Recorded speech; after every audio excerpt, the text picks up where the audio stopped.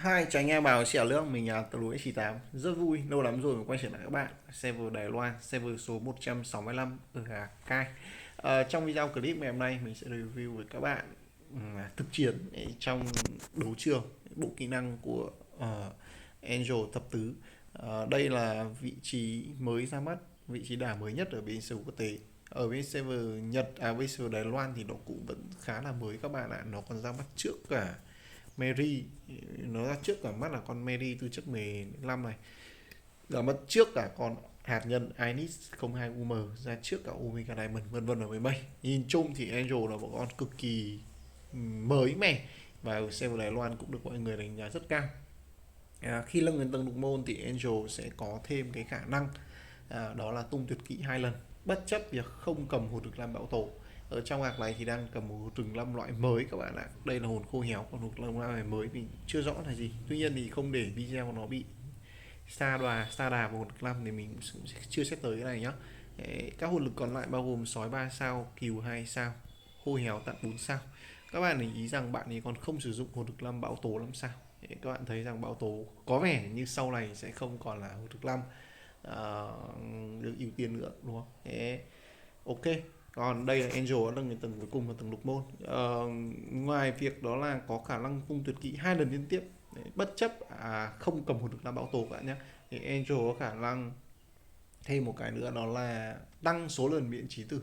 Đấy, dẫn tới trạng thái có thể gọi là bất tử trên lý thuyết rất là ghê đúng không các bạn. Các vị trí còn lại trong team bao gồm Mary, Smiloi thất môn lận, Hotaru cũng thế, Sakiremon cũng thế và Kurobang cũng thế. Bộ viện trợ thì bạn sử dụng hai vị Athena và con Konit, có thể nói rằng đây là một team siêu siêu nữ luôn các bạn ạ. Duy nhất hạt nhân Saki là vị trí nam, còn lại chúng ta có tới 5 vị trí chính trong đội hình là nữ và 3 vị trí viện trợ cũng là nữ. Phần cuối cùng mình muốn check với các bạn đó là bộ rune trước khi lao vào đấm nhau. Ở đây chúng ta có hầu hết là bộ rune đỏ, trong đó bộ quan trọng nhất là của Angel là bộ 6 xoáy đỏ. Ok. Hotaru mang rune hồi máu hút máu các bạn. Này thì mình cũng đã review 1-2 lần rồi các cái tính năng, cũng như mình nhớ không nhầm mình nhất review con Mary của này hay sao ấy. Đây là một chơi rất là đầu tư các bạn ạ, tận VIP 11 lận. Đây là một Đài Loan phải gọi là chơi, bạn này chơi rất là tâm huyết luôn. Mình còn muốn check cái gì trước khi lao vào đánh nhau nhỉ? Về chỉ số lực chiến đi. Tổng lực chiến của Angel đang xấp xỉ 3 triệu và là võ sĩ có chỉ số lực chiến cao nhất trong team. Hội còn lại thì quanh quanh mốc 2 triệu 6, 2 triệu 7. Đấy, quanh quanh tầm đấy các bạn ạ. Có Kuda băng là yếu nhất với 2 triệu lực chiến. Thì đây chắc chắn sẽ là vị trí hy sinh đầu tiên đây. Ok. Lao vào đấm nhau thôi. Thật ra là còn vài các chỉ số khác nhưng không quan trọng cả nhá. Nhìn lực chiến ta biết Angel được đầu tư đến mức tốt nhất rồi. Tổng lực chiến đội hình hiện nay đang là 15 triệu. Không cao cũng không thấp lắm.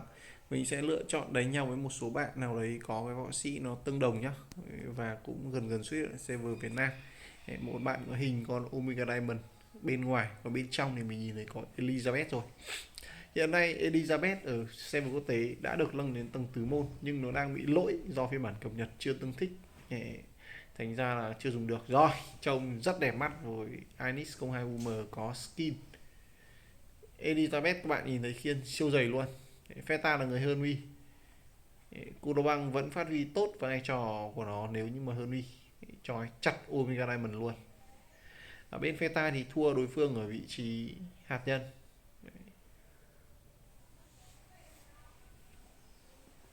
Còn tanker thì về mặt lý thuyết thời điểm ra mắt thì Mary sẽ là tốt hơn Elizabeth. Còn chi tiết như nào phải vào trận đấu sẽ rõ. Đây là viện trợ Sion. Ở viện trợ Feta thì mình đánh giá cao hơn viện trợ đối phương, dù bên đối phương là viện trợ 4 con tư chất 15, 3 con tư chất 15. Hotaru bên Feta thực ra là dùng rất là nhiều những cái võ sĩ cũ. Hotaru, Semiloi, Kurobang và Saiki, 4 trên 6 con được coi là võ sĩ cũ ở server quốc tế luôn gọi nhá. Đừng nói gì server Đài Loan, server Đài Loan này thì chắc cả đội hình toàn con cũ không. Con Semi con Angel sẽ còn mới. Lần 1 Angel chưa có nộ, đợt 2 cũng thế, khá đen. Ở bên đối phương thì theo mình có mỗi Diamond thôi, khiên cưỡng thêm thằng Inis 02UM Đấy là hai con có thể gọi là mới, còn lại toàn cũ hết. Rồi Mary có phản kích.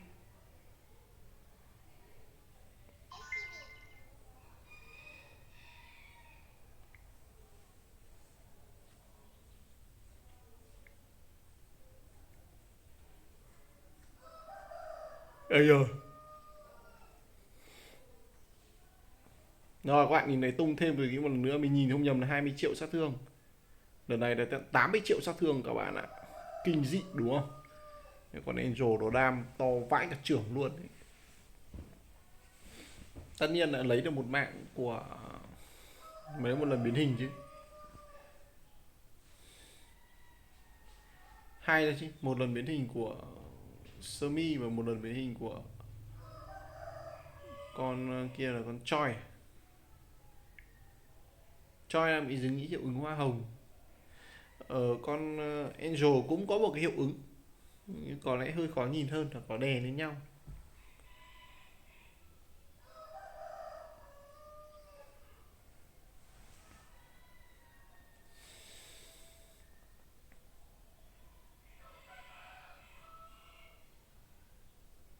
Rồi tiếp tục được tung nhật kỹ bay khiên là cái chắc.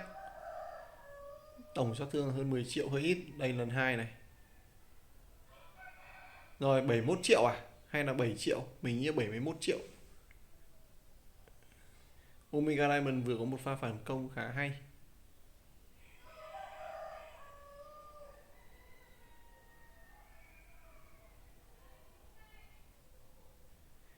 Sát thương độc chiêu của Omega Diamond không hề yếu đâu các bạn ạ. Trải qua thằng Billy đối phương chắc cũng được lâng trâu. Ở Billy các bạn lưu ý em con Thanh Thuần rất khỏe luôn. Nếu các bạn yếu trải qua các bạn đang có ý định thay thế nó đi, thành ra các bạn không dồn đồ cho nó thôi. Thằng Billy Thanh Thuần luôn ý. Rồi hai bên đang đánh cực kỳ cân, bất chấp là đối phương có nhiều võ sĩ mới hơn so với bên Feta. Các võ sĩ cũ như là Semiloi, Hotaru và thậm chí là Kulaban vẫn đang phát huy được cái vai trò khá tốt. Đợt thi đấu này thì sẽ không có tuyệt kỹ của Angel rồi. Nhìn chung thì bên phe của lão cai đấy, màn hình bên trái của các bạn ấy, thì theo hướng cũng khá là giống giống mình, nghĩa là chỉ có một võ sĩ đả thôi.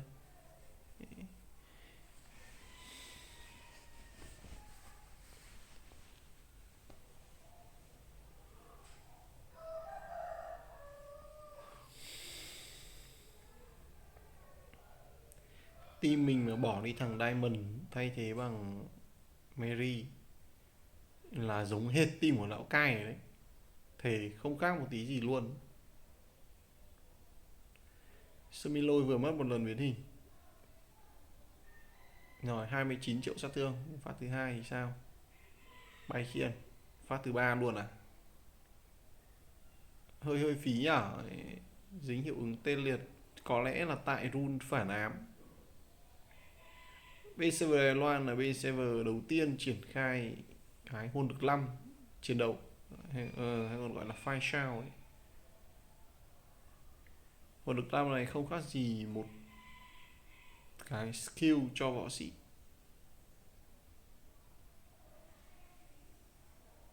Và cái skill có thể di chuyển giữa các võ sĩ lẫn nhau tùy theo cách combo phối của mỗi người.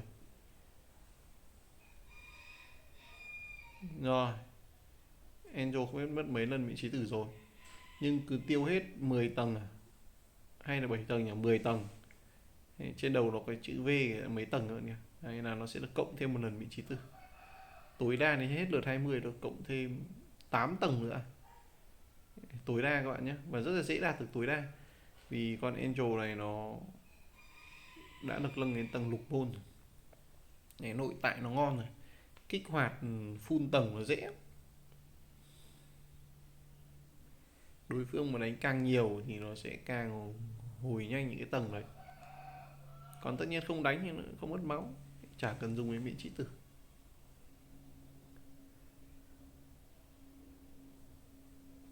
Hotaru dùng vẫn thích nhỉ. Chúng ta đã trải qua được thứ bảy và Hotaru thì vẫn còn sung sức chán.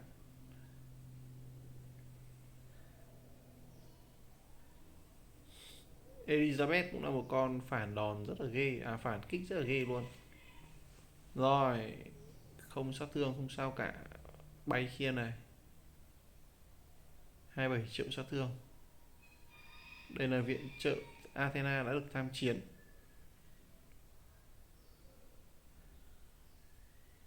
Hàng sau là Kula Băng và Semiloi ra đi rồi.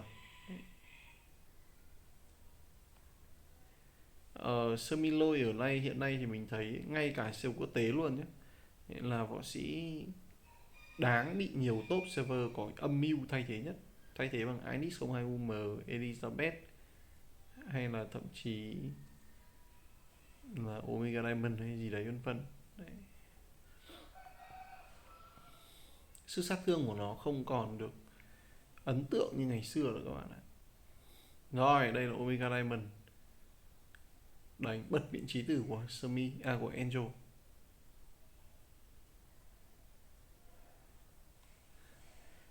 Inis 02 UM cũng là một võ sĩ tư chất 15 mới, chất lượng rất cao, hạt nhân cực kỳ cao luôn. Rồi, chết luôn Angel à? Ghê thế. Bên đối phương mình đó là người chơi lực chiến thấp hơn Pheta đấy các bạn ạ. Bên mình thì bỏ ngỏ con Cú Băng, thật là hơi chấp người đấy, yếu, không nâng đồ mấy. Bên đối phương thì có lẽ hàng choi chăng? Sao lực chiến nó thấp mà nó vẫn trâu ấy nhỉ? Các bạn thấy rằng con Mary nó búp khiên rất là khó chịu.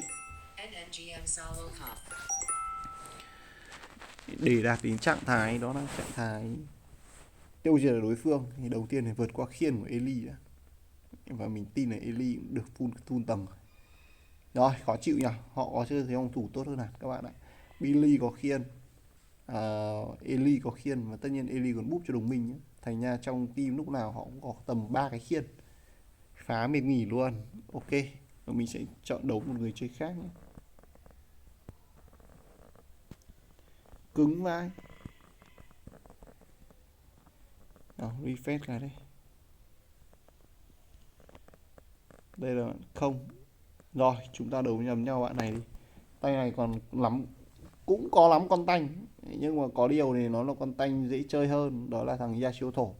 Yasuo Thổ là võ sĩ tanker đang phổ biến nhất ở server quốc tế, từ server mới đến server cũ.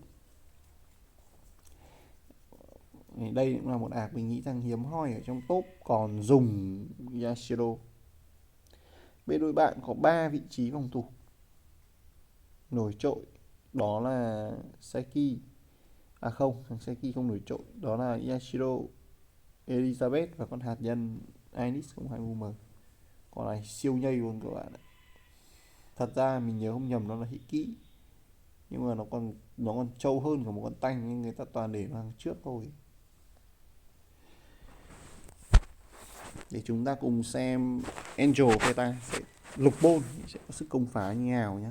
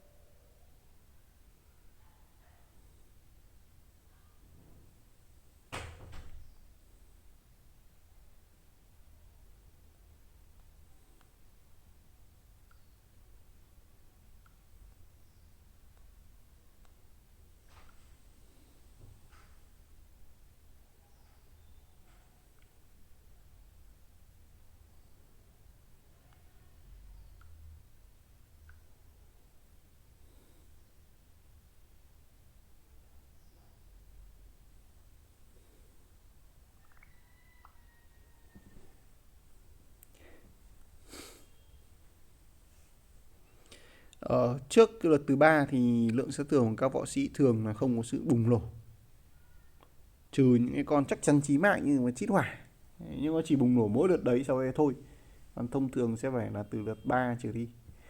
Rồi, với lượng 5 cốt đét các bạn nhìn thấy nó rất là phù hợp tiêu chuẩn. Rồi, đây chính là vị trí khắc tinh của Yashiro các bạn ạ, gần chết rồi, phát thứ hai chắc là chết luôn. Vẫn chưa được, quên, chết rồi các bạn kìa, đấy, đây mới chỉ lượt 2 rồi nhá. Chứ thật ra con Angel nó phải từ tầm càng lết càng khỏe, các bạn để nó sống sau lượt 5 ấy, thì thôi rồi luôn. Nó có một cái nội tại là tăng công vĩnh viễn hay tăng lại loại là tăng về tấn công vĩnh viễn, cứ sống là nó tăng dần lên vĩnh viễn luôn, chứ không kiểu như hồn lực 5 bất quất. Tức là tăng đến giới hạn thì thôi, tăng vĩnh viễn trầu vãi luôn.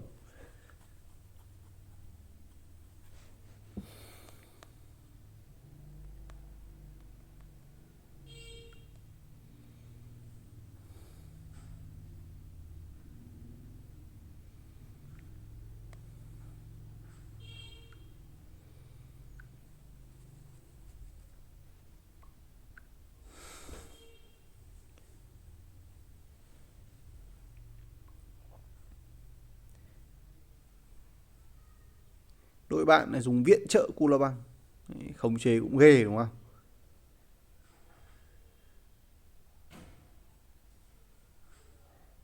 Các bạn để ý rằng Angel đang có tỷ suất tung tuyệt kỹ rất là tốt. Bay khiên, các bạn thì nó có những cái con Elizabeth ở ngoài khiên rất là khó chịu. Rồi, chắc chắn là bay màu. Yashiro còn đấm còn chết thì huống chi là thằng Sankidemon.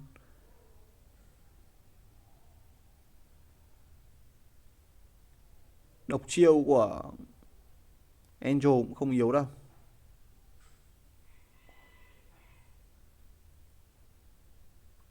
Đây là viện trợ Rio Thiên Cầu, là món viện trợ mới ghê. Ai rồi cũng vào viện trợ thôi đúng không? Có điều thì viện trợ mình thấy rằng tham chiến nó không được mạnh tính năng viện trợ thôi. Đây là Mary đi với Terry từ chất 15 là có skill riêng nhé, có sự bộ kỹ năng riêng đấy, chứ thật ra đi lẻ như này là cũng chưa tận dụng tối đa đâu. Rồi, lại là Yashoto 11,7 hay là 117 triệu, chắc 11,7 thôi. Rồi, 20 triệu bay màu luôn ở con đằng sau. Bạn này Angel mình biết là nó khắc tinh của thằng Yashoto mà, nên là mình lấy nó về, chứ đâu thật sự nó gặp Elizabeth nó hơi ngại một chút nhỉ.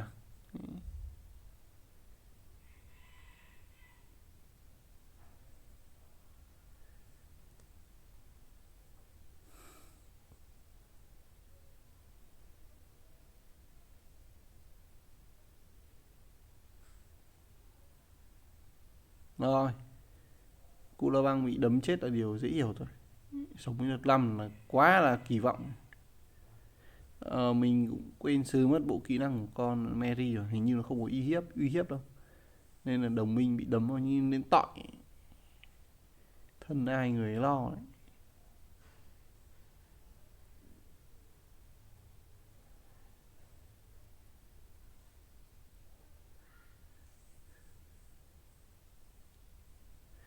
Rồi mấy Angel biến hình mất rồi.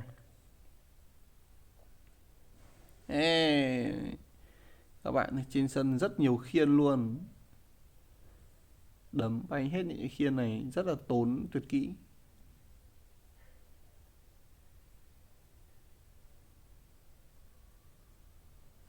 Rồi lại còn điện ly nữa.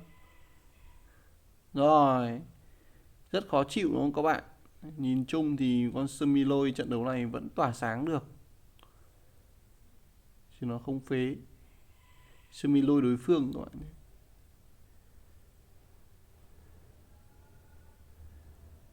Saiki yếu nhá, Saiki cảm giác không làm nên được trò trống gì cả.